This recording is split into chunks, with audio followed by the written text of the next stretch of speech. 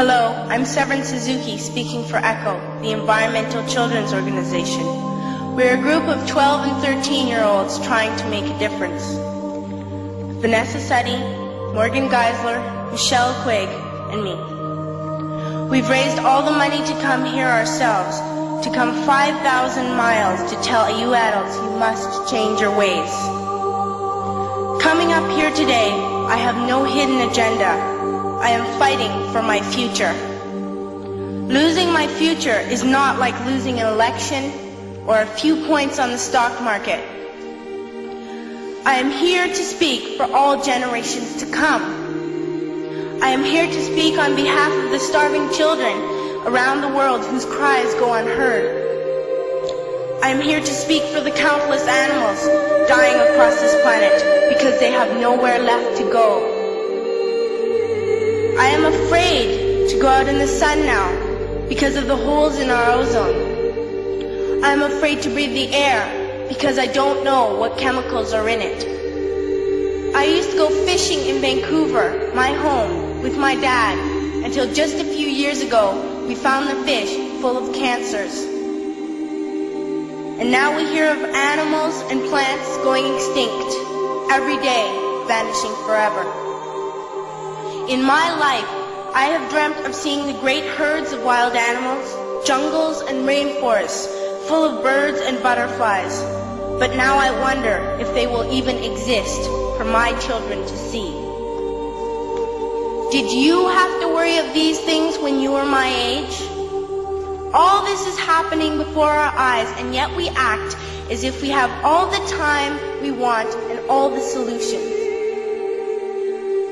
I'm only a child and I don't have all the solutions. But I want you to realize, neither do you. You don't know how to fix the holes in our ozone layer. You don't know how to bring the salmon back up a dead stream. You don't know how to bring back an animal now extinct. And you can't bring back the forest that once grew where there is now a desert. If you don't know how to fix it, please stop breaking it.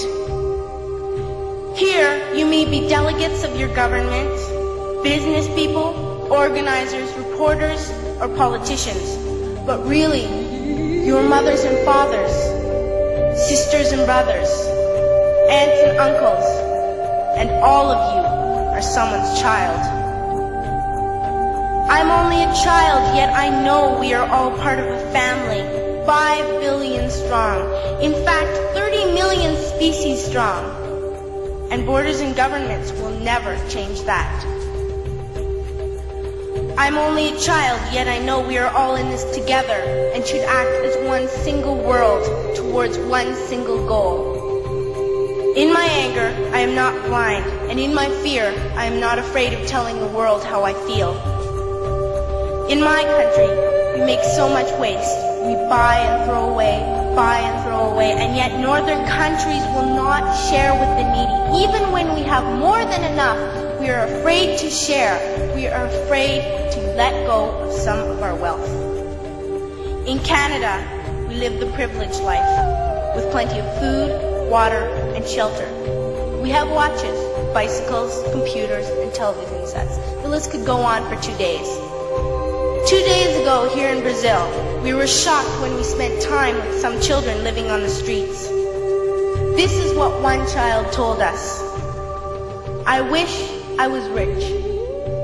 And if I were, I would give all the street children food, clothes, medicines, shelter, and love and affection. If a child on the streets who has nothing is willing to share, why are we who have everything still so greedy? I can't stop thinking that these are children my own age, that it makes a tremendous difference where you are born. That I could be one of those children living in the favelas of Rio. I could be a child starving in Somalia, or a victim of war in the Middle East, or a beggar in India. I am only a child, yet I know if all the money spent on war was spent on finding environmental answers, ending poverty, and finding treaties what a wonderful place this earth would be. At school, even in kindergarten, you teach us how to behave in the world. You teach us not to fight with others, to work things out, to respect others, to clean up our mess, not to hurt other creatures, to share, not be greedy. Then why do you go out and do the things you tell us not to do? Do not forget why you are attending these conferences, who you're doing this for. We are your own children. You are deciding what kind of world we are growing up in. Parents should be able to comfort their children by saying, everything's going to be all right. It's not the end of the world, and we're doing the best we can. But I don't think you can say that to us anymore. Are we even on your list of priorities?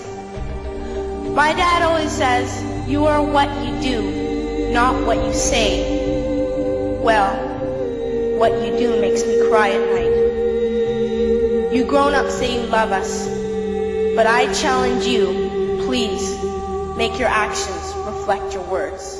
Thank you.